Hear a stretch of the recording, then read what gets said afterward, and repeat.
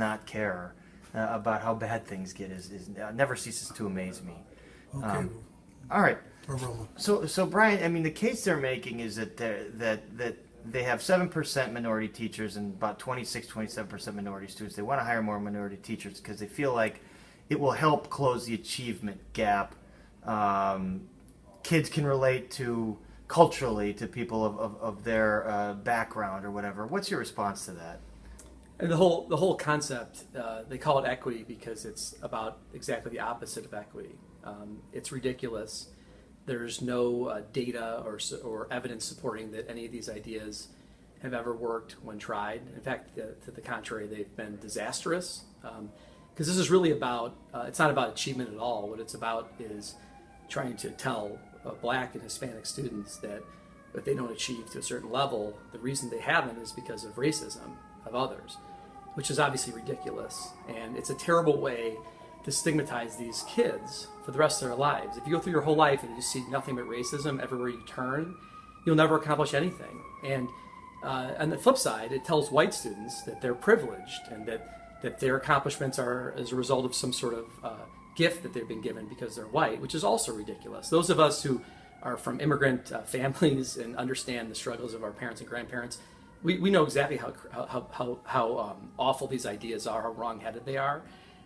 And in River Forest, parents don't know that this is happening in their community. This is a small group of left-wing activists, including our school board president, who want to push their social engineering on the rest of the community. If the rest of the community didn't know, they would be as outraged as I am by it.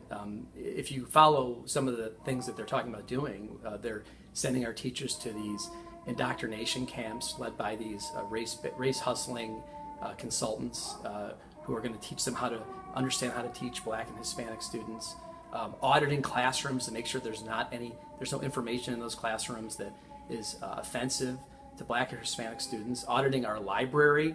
I mean, it's truly like almost totalitarian in what they're trying to achieve. And again, if there were some evidence that any of it ever would have a positive effect, I'd say, hey, try it. But there's evidence to the absolute contrary, and everyone wants to ignore that. Do you think it'll hurt the achievement of white and minority students?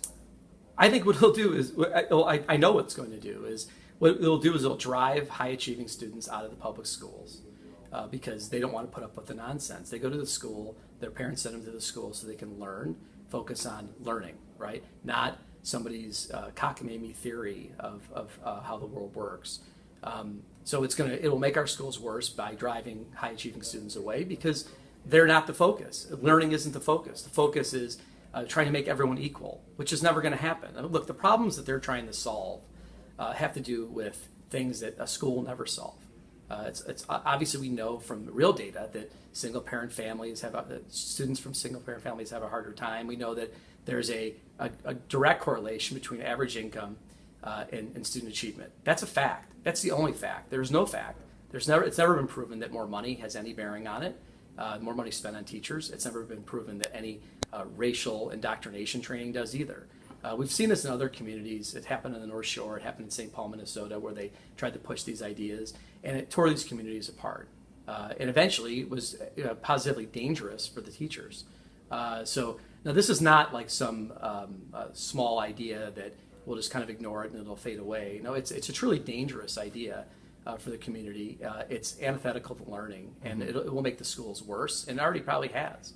Roy, how are you? You holding up okay with the arms? You want to take a little rest? Go ahead. I just have just one more question. But your kids go to private school. So what's your stake in this? Just as a taxpayer, as a property taxpayer? Well, yeah, I pay $30-some thousand in property taxes. So I have a big stake in it. If our public schools go the wrong way, obviously it's bad for our community. Now, I don't send my kids to public schools, and this is one of the reasons I don't, because if I had to have my kids go to a school where they're treated differently because they're white, where they're seen as less important because they're white, I mean, it would work. It works against education and the point of education. And so I have a huge stake in it, as does everyone in River Forest. If our schools are seen as liberal indoctrination camps, it's terrible for the community. people will opt out. All right, Roy, let's do a quick two-shot. You kind of covered all of it there.